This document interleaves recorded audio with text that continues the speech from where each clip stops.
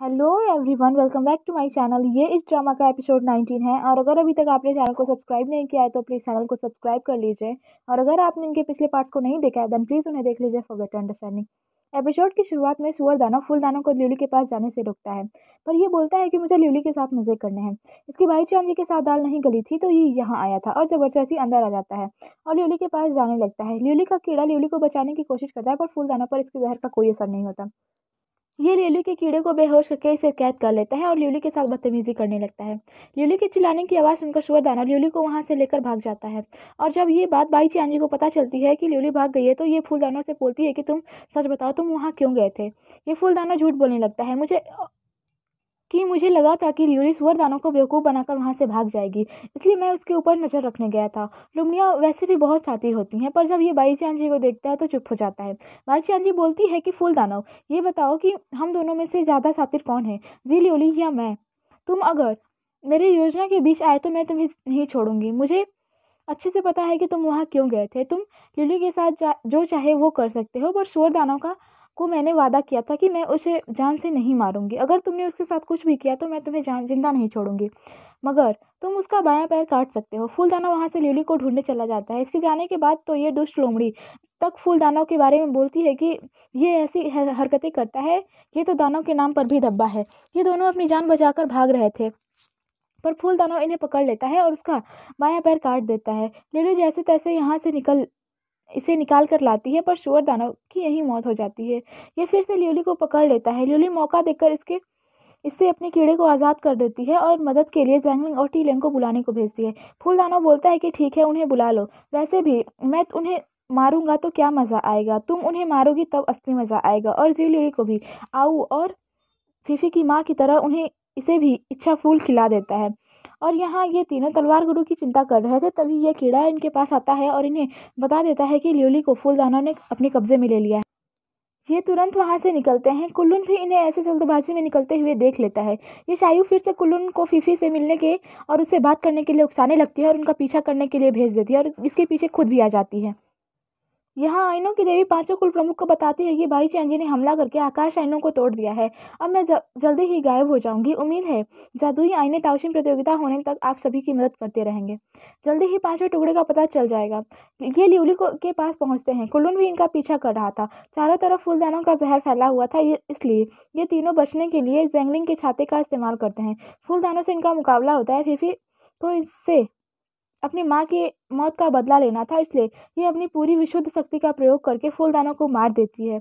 इसके मरते ही जी ल्यूली डायन बनने लगती है और इन पे हमला करने लगती है। तभी इसे रोकने के लिए इनका कीड़ा इसे ही काट लेता है और ल्यूली बेहोश हो जाती है। फीफी के विशुद्ध शक्ति प्रयोग से कुल्लून बहुत डिसअपॉइंट हो जाता है। ये बोलता है कि मैंने सोचा नहीं था कि ये तीनों इतने आगे निकल जाएंगे। अभी तक मैंने तो विशुद्ध शक्ति पे काबू ही नहीं पाया है। पर ये सायु फिर से इससे चिपक जाती है और बोलती है कि जब तक मैं हूँ तब तक तुम हार नहीं मान सकते कुल्लून। और इसके अंदर कि भाई चांजी बोलती है कि तुम शक्तिशाली बनना चाहते हो तो मैं तुम्हारी मदद कर सकती हूँ। कुल्लून को लगता है कि शायद ये शायू नहीं है बल्कि बाई चांजी है, पर जब ये देखता है तो शायू ही थी। कुल्लून बोलता है कि शायद मुझे वहम हो गया था शायू। शायू बोलती है, कुल्लून को गले लगा लेती है और बोलती है कि मैं तुम जो चाहते हो कुल्लून, मैं तुम्हें वो दे सकती हूँ। कुल्लून भी इसे गले लगा लेता है और बोलता है कि शायू, कम से कम तुम तो मेरे साथ हो और मुझे समझती हो।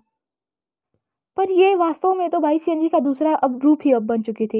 ये तीनों तलवार गुरु की को ज्यूली उली के बारे में सारी बात बता देते हैं और उसका इनके आयुर्वेदिक शक्तियों से उपचार करने को बोलते हैं। तलवार गुरु इन्हें डांटने लगती है और बोलती हैं कि क्या तुम जानते हो अगर ये बात पांचों कुल प्रमुख को पता चली तो अंजाम क्या होगा। ये इनके कदमों में गिर जाते हैं। गुरु माँ बोलती हैं कि मैं तुम्हारी दोस्त को अगर आज बचा लेती तो मैं अपनी शिष्य आयु को भी बचा लेती, अगर मैं उसे नहीं मारती तो वो 7 दिनों में ही दानव बन जाती। मेरे शिष्य आऊ ने मुझसे खुद ही मुक्ति की मांग की, इसलिए उसे मैंने मार दिया। इसलिए मैं ल्यूली को भी अब नहीं बचा सकती। लेकिन एक इंसान है जो तुम्हारी मदद कर सकता है, वो है वांशी। उसकी दवाइयाँ बहुत अजीब होती हैं पर काम अच्छा करती हैं। शायद वो तुम्हारी मदद कर सकती है। ये बताते हैं कि हमने फूलदानों को मार डाला है। तलवार गुरु बोलती हैं कि शाबाश, आज तुम तीनों ने मुझे मेरी गुरु दक्षिणा दे दी। इनके जाते ही तलवार गुरु की हालत खराब होने लगती है। मानसी बोलती है कि मैं तलवार गुरु से अच्छे चिकित्सक नहीं हूँ। फूलदानों के जहर का कोई तोड़ नहीं है। पर मेरे पास एक जादुई बर्फीली गेंद है जो उसके शरीर को जमा देगी, जिससे उसके शरीर की सारी क्रियाएं धीमी पड़ जाएंगी और जहर का असर होने में काफ़ी वक्त लगेगा। जैंगलिंग लियोली को ये गोली खिलाने में थोड़ा डर रहा था, क्योंकि वांशी की दवाइयों का असर ज़रा खतरनाक होता था, पर इनके पास कोई और रास्ता भी नहीं था। जैंगलिंग लियोली की देखभाल के लिए रात में वहीं रुकता है। फीफी को जैंगलिंग का लियोली के पास रहना ज़रा खटकता है, पर ये कुछ नहीं बोलती। ये उनकी कुल्लून से मिलने जाता है, पर उसके कमरे में शायू रहती है और ये कुल्लून के अभ्यास का बहाना बनाकर इसे कुल्लून से मिलने नहीं देती। कुल्लून के सीने में अभ्यास करने की वजह से तेज दर्द होने लगता है, पर ये शायू बोलती है कि अगर तुम्हें फिफी को हराना है तो अभ्यास तुम्हें करना ही होगा कुल्लून। यहाँ हमें एहसास होता है कि शायू के अंदर की वाइट चांदी ने पूरी तरह से कुल्लून का ब्रेन वॉश कर दिया है। भगोड़ा कवच कमजोर हो रहा था। ये तीनों बस दानव सम्राट का दूसरी दुनिया से लौटने का इंतजार कर रहे थे। तभी अपनी शक्ति से इन्हें पता चलता है कि तभी बाई चियांजी अपनी शक्ति से इन्हें इंसानी दुनिया की सारी जानकारी देने आती है। ये तीनों राजमाता को इंसानी दुनिया की कोई जानकारी तो नहीं देते, पर जी लिली के हालत के बारे में इन्हें बता देते हैं कि फूलदानों की वजह से जी लिली अब बस कुछ दिनों की ही मेहमान है। फीफी जैंगलिंग के लिए खाना लेकर आती है। फीफी यहाँ देखती है कि लिली पूरी तरह से जम चुकी थी। फीफी जैंगलिंग को आराम करने के लिए बोलती है। जैंगलिंग बोलता है कि मैं कैसे आराम कर सकता हूँ फीफी, उसके लिए मैं ही उसकी दुनिया हूँ। उसने हमारी कितनी मदद की, यहाँ तक कि वो मेरे लिए अपनी जान देने के लिए भी तैयार थी। उसने मेरे लिए अपना परिवार छोड़ दिया, मुझे उसे बचाने का रास्ता तक नहीं मिल रहा। जैंगलिंग को लिली के का इतना परवाह करते देख फीफी को ज़रा अच्छा नहीं लगता, पर फीफी इसे आराम करके शांत मन से कुछ सोचने को बोलती है। आइनों की देवी इन्हें कवच के 5वें टुकड़े का पता बता देती हैं और बोलती हैं कि ये 5वां टुकड़ा योद्धा के दिल की रक्षा करता है, और ये महारानी लिंगियो के जादुई जंगल में कवच का 5वां टुकड़ा है जो दिल की रक्षा करता है। टीलैंग को अब समझ आता है कि आखिर क्यों महारानी लिंगियो ने लुलान में कहा था कि हम फिर मिलेंगे। ताई गुरु इन्हें बताते हैं कि परीक्षा 2 दिन बाद होगी। यहाँ कोई दल नहीं होगा, सब अपने लिए ही लड़ेंगे। जो कवच लाएगा वही 5 पर्वतों का कुल प्रमुख और ताशीम योद्धा बनेगा। जंगल में पहुंचने पर तुम्हारा मुकाबला आकाश दानव से होगा, जो पल भर में ही तुम्हारे मन की बात भांप लेगा। उसके सवालों के जवाब दिए बिना तुम सभी आगे नहीं बढ़ पाओगे, और एक बार जो प्रतियोगिता से बाहर निकलना चाहता है निकल सकता है। च्यानक्यू अपनी शादी का ऐलान कर देता है और प्रतियोगिता से पीछे हट जाता है। इंग वुफान और जुजियांग की देखभाल के लिए परीक्षा से पीछे हट जाती है। हान सेंग भी हान यू की मौत की वजह से पीछे हट जाता है, और मी कांगयू भी हान सेंग को माफ कर देती है और उसके लिए पीछे हट जाती है। कुलोन और जैंगलिंग का दल हार मानने से इनकार कर देता है। और रही वांगवी की बात, तो इसकी अकड़ कम नहीं हो रही थी, पर यह बोलता है कि अगर मैं कुल प्रमुख बनूंगा तो तुम सब मेरी बात नहीं मानोगे। मुझे तो बस दानवों को ही मारना है। अग्निगुरु जख्मी है, इसलिए मुझे उनका ख्याल रखना है। मतलब ये भी पीछे हट जाता है। जैंगलिंग ढाबे की मालकिन के पास जाता है और उसका कुछ दिनों के लिए जी लिली का ख्याल रखने को इन्हें बोलता है। ये मान जाती हैं क्योंकि ये लिली से पहले भी मिल चुकी थी। ताई गुरु आखिरी बार कुल्लून की पूरी शक्ति देखना चाहते थे, पर कुल्लून ताई गुरु के सामने टिक नहीं पाता। इस वजह से ताई गुरु इसकी नब्ज चेक करते हैं और बोलते हैं कि ये क्या, तुम तो काफ़ी जख्मी हो। कुल्लून तुरंत ताई गुरु के सामने झुक जाता है और माफ़ी मांगता है और बोलता है कि गुरुदेव, शायद मैंने विशुद्ध आत्मिक ऊर्जा पर काबू पाने में जल्दबाजी कर दी है, इसलिए स्वास्थ्य खराब है। ताई गुरु बोलते हैं कि तुम सबसे अनुभवी योद्धा हो, तुम ऐसी गलती कैसे कर सकते हो, अभी तुम आराम करो। इनके जाने के बाद कुल्लून बोलता है कि गुरुदेव, मैं आप अपनी जान दे दूंगा, पर आपको निराश नहीं करूंगा। यहाँ तलवार गुरु भी अंतिम बार इन्हीं के मन के अंदर ले जाती हैं ताकि ये अंतिम बार अपने मन के शक्ति को जाने। इनके हाथ कांप रहे थे, पर ये इन्हें अभ्यास करवाना जारी रखती हैं और बोलती हैं कि तुम्हें अपने सारे मन के इच्छाओं को छोड़ना होगा, तभी तुम मुक्त संचार कर पाओगे। दिमाग खाली करो और अपने मन की शक्ति को जानो, और अगर ऐसा नहीं कर पाए तो राक्षस लोग के कयामत के भंवर में तुम हमेशा हमेशा के लिए फंस जाओगे और वहीं खो जाओगे। इसलिए ये जगह बेहद खतरनाक है। अपनी सारी इच्छाओं का त्याग कर दो। अपने मन के केंद्र में जाकर इनका सामना उन्हीं दानवों से होता है जिनसे लड़ने में ये तीनों एक दूसरे की मदद कर रहे थे, और एक दूसरे की मदद से ये पार हुए थे। फीफी छाया दानव से मिलती है और टी लैंग का सामना फिर से जल दानव से होता है, और जैंगलिंग का सपनों की दुनिया वाले दानवों से मुकाबला होता है। गुरुमा इन्हें बोलती है कि शक्तिशाली व्यक्ति का कोई दुश्मन नहीं होता। कभी सुना है कि पानी का कोई दुश्मन होता है? तुम भी इन्हें मारना चाहते हो तो तुम भी इनके दुश्मन ही हुए हो। फीफी और टीलैंग समझ जाते हैं कि तलवार गुरु इन्हें समर्पण यानी किसी भी चीज़ की इच्छा ना करके ये सोचना कि ना उन्हें जीत या हार की कोई इच्छा नहीं है और तभी ये अपने मन की शक्ति को जान पाएंगे, यही बात ये बोल रही हैं। ये दोनों ही अपने मन से तुरंत बाहर आ जाते हैं। पर ज़ैंगलिंग यही समझ रहा था कि सपनों की दुनिया की तरह ये दानव उसके दोस्तों को मार देगा। ये इसीलिए ये अभी भी दानव से हारना नहीं चाहता था। तलवार गुरु ज़ैंगलिंग को हार मानने को बोलती है पर ये इनकी बात नहीं मानता और कयामत के भंवर में फंसने लगता है। इसे बचाने के लिए टीलैंग और फीफी भी इसका हाथ नहीं छोड़ रहे थे। इन तीनों को ऐसे खतरनाक भंवर में फंसते देख इन्हें बचाने के लिए तलवार गुरु अपनी पूरी शक्ति लगा देती हैं और इन्हें तुरंत इनके मन से बाहर ला देती हैं, पर ये खुद काफ़ी जख्मी हो जाती हैं। ताई गुरु इन्हें बता देते हैं कि ये दानव लोक में ही जख्मी हो चुकी थी, पर फिर भी ये तुम्हें सिखा रही थी। अब इनके पास ज़्यादा वक्त नहीं बचा है। तलवार गुरु बोलती हैं कि आज मेरे तीनों शिष्य मेरे पास हैं, मैं बहुत खुश हूँ। ज़ैंगलिंग, एक तुम ही हो जिसकी मुझे बहुत परवाह है। तुम दूसरों को खुद से कभी दूर नहीं करना चाहते। तुम्हारी ये जिद तुम्हारी सफलता के रास्ते की बाधा है। तुम तीनों को मेरा आशीर्वाद, ये बोलकर ये इस संसार से विदा ले लेती हैं।